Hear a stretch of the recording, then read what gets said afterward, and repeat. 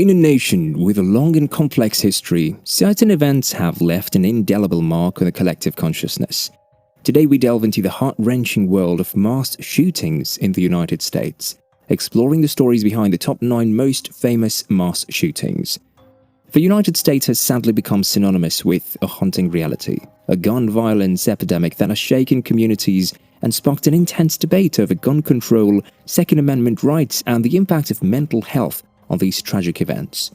From the heart-wrenching mass school shootings that have forever scarred our educational institutions to the shocking acts of violence in other public spaces, these incidents have not only left scars on survivors, but have also left an indelible mark in our nation's history. As we journey through time, we'll revisit some of the most notorious historical mass shootings that shook the nation to its core. Join us as we embark on this gripping exploration, seeking not only to understand the past, but also to shed light on the path forward. Number 9. Haight Family Massacre. First up is the Haight Family Massacre. In the early days of the new year, inside an idyllic family home still decorated for Christmas, police in Enoch, Utah, stumbled into a house of horrors. Officers encountered 8 dead bodies inside the Haight family home on the afternoon of January 4, 2023, an entire household annihilated in a brutal familicide. Police say Michael Haight, 42, shot and killed his wife, Tausha Haight, 40, her mother, Gail Earl, 78, and the couple's 5 children, 3 girls and 2 boys, ages 4 to 17, before committing suicide. The husband and father turned the gun on his family approximately 2 weeks after his wife filed for divorce. This senseless act sent shockwaves through the small southern Utah community, where most of the town's 8,000 residents are members of the Church of Jesus Christ of Latter-day Saints, commonly known as Mormons outside the church. According to police, they had investigated Michael Haight prior to the killings, suggesting the man's propensity for violence was documented long before the unthinkable unfolded. Documents released by the authorities and obtained by an insider paint a picture of an aggressive patriarch prone to physically assaulting his eldest daughter and stealing his wife's electronics to secretly read her text messages in the years leading up to calamity. Number 8. Nashville Covenant School Shooting. Next up is the Nashville Covenant School Shooting. In March, an armed assailant breached the campus of the Covenant School, a primary academy in the Green Hills neighborhood of Nashville, and killed 6 people. The shooter was identified as Audrey E. Hale. He was a 28-year-old former student of the school who lived in the area and was being treated for an emotional disorder.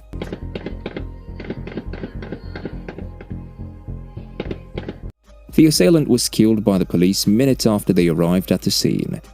The police have not yet determined a motive, but stressed that they believe that the school and its church had been targets, not any single person. In documents, the police said there was evidence that the shooter had planned the attack for months.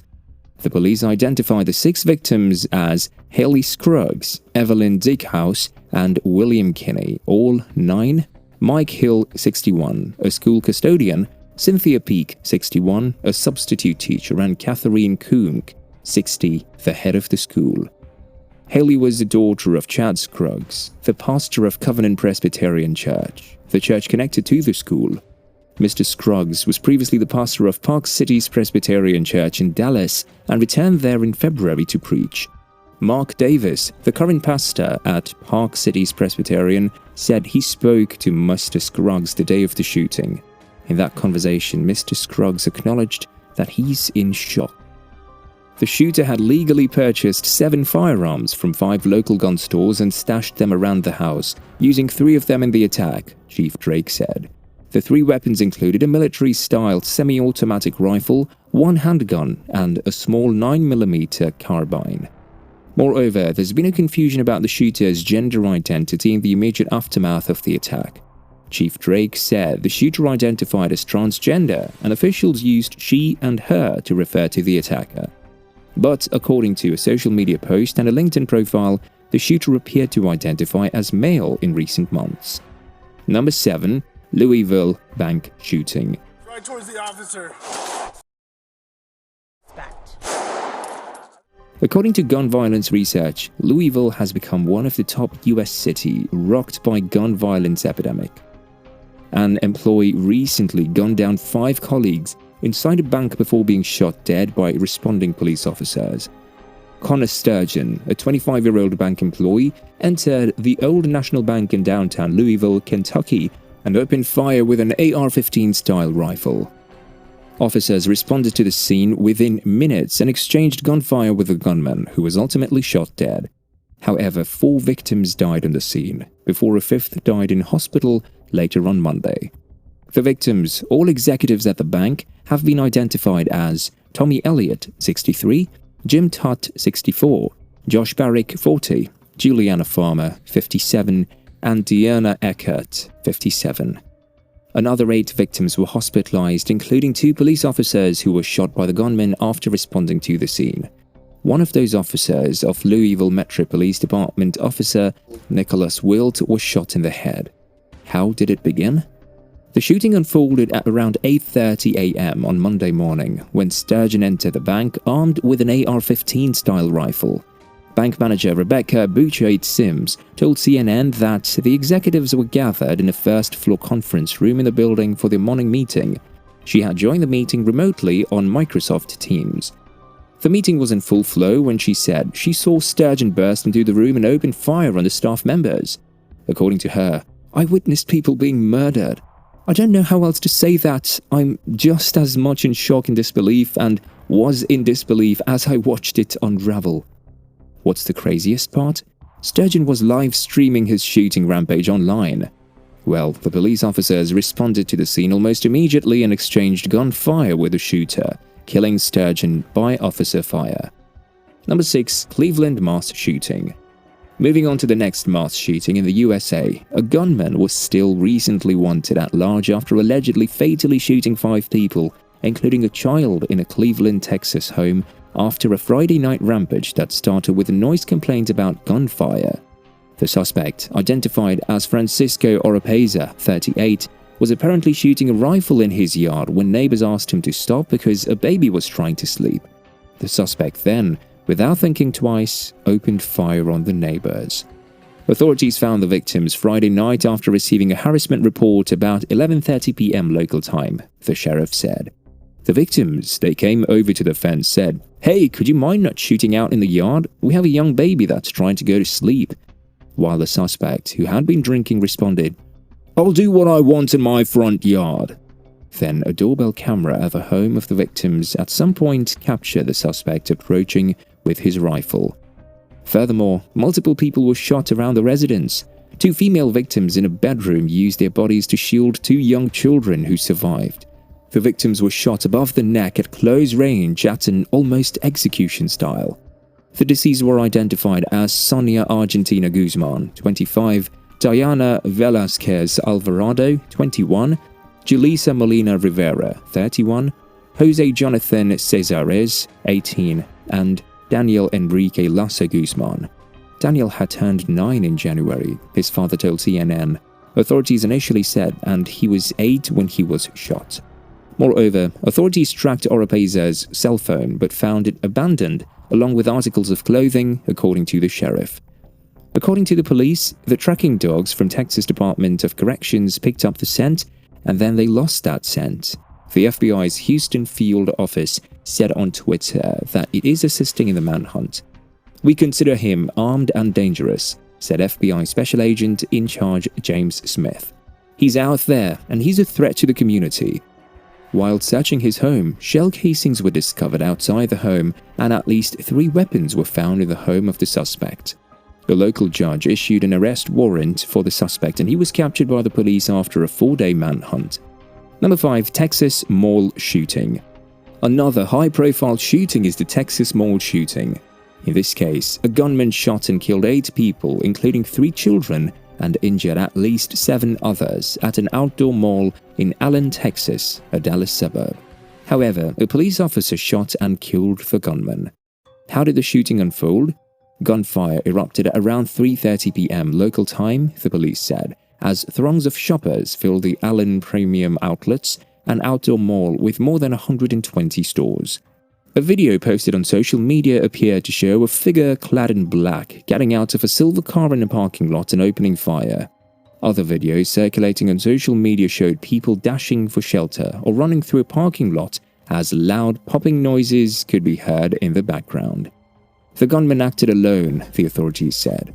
A police officer who was at the mall on an unrelated assignment heard the gunfire, rushed toward the sound and killed him. The authorities said that the assailant had 3 guns with him during the shooting and 5 more guns in his car, all of which had been purchased legally. The authorities identified the gunman as Mauricio Garcia, 33, of Dallas. It was not clear why he attacked the shopping mall. However, the authorities said the gunman was wearing patches during the shooting that supported Nazi ideology.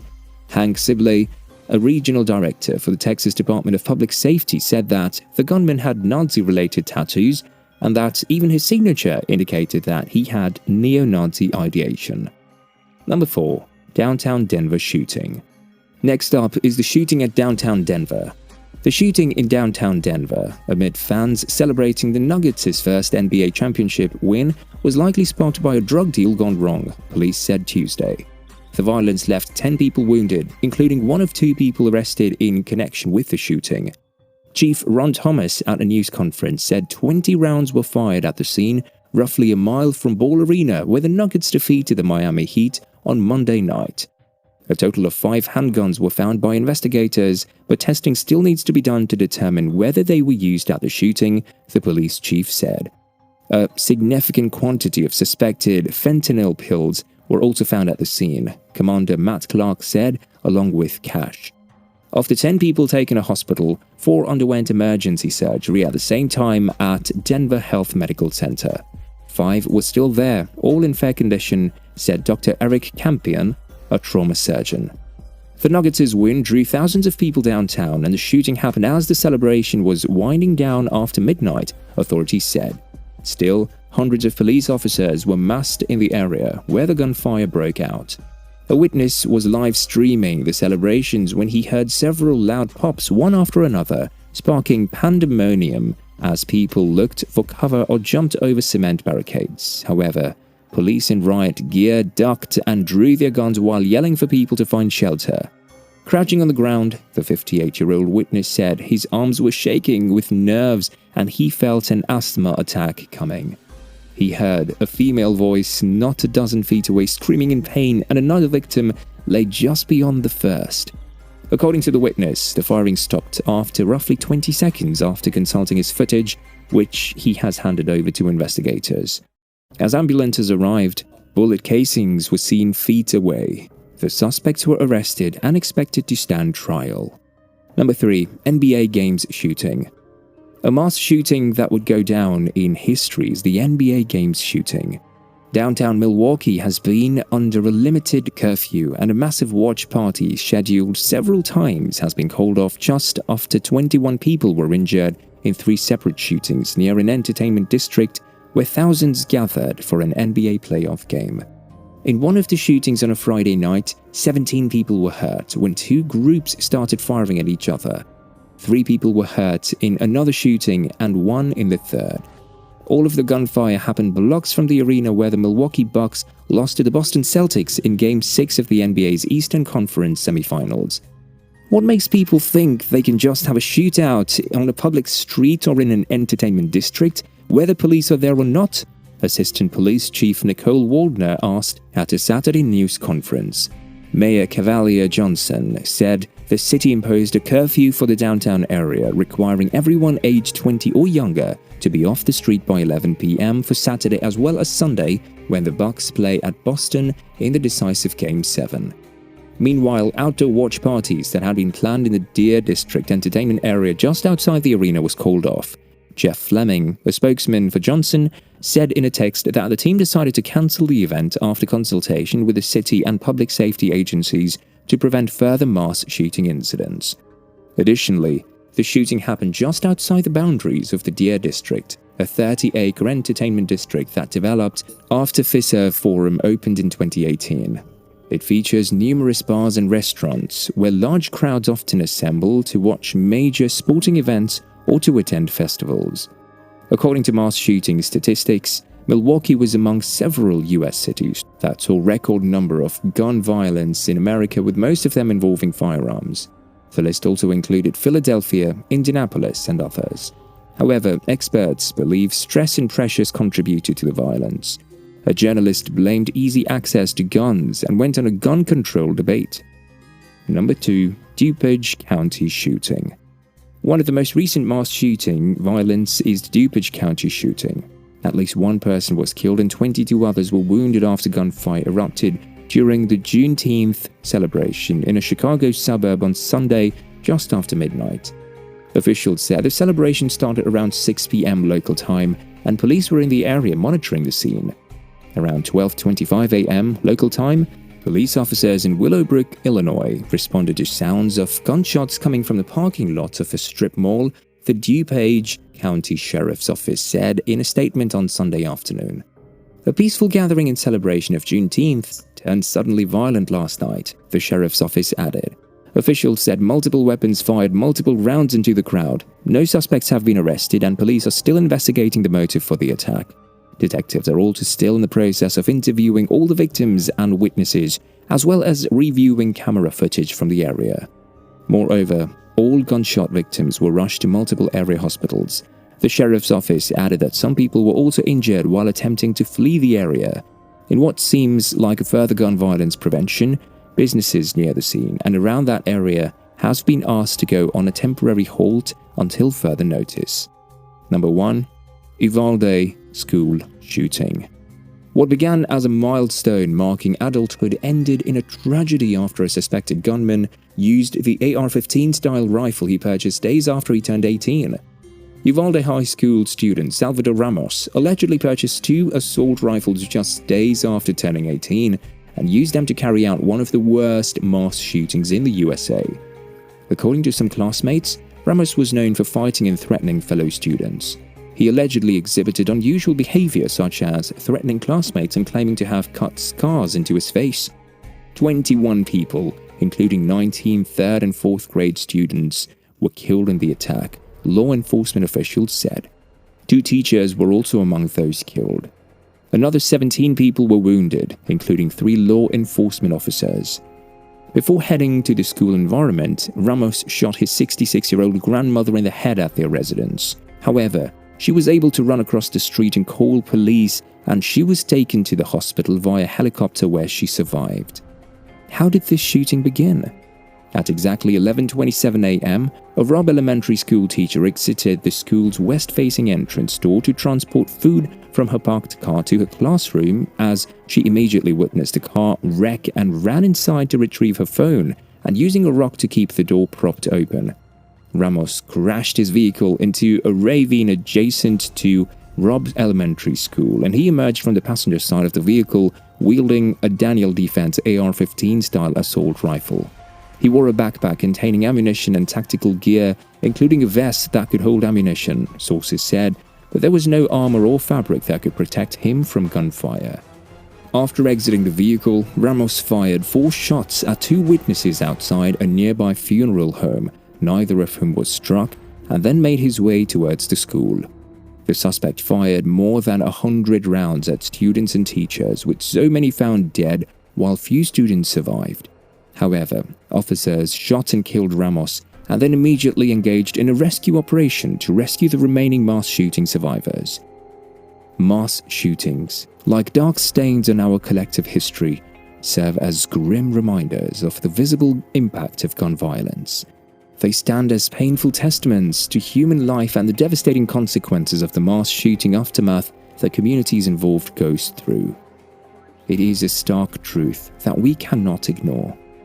These acts of violence have left a mark on our society, forcing us to confront uncomfortable questions and challenging us to seek solutions.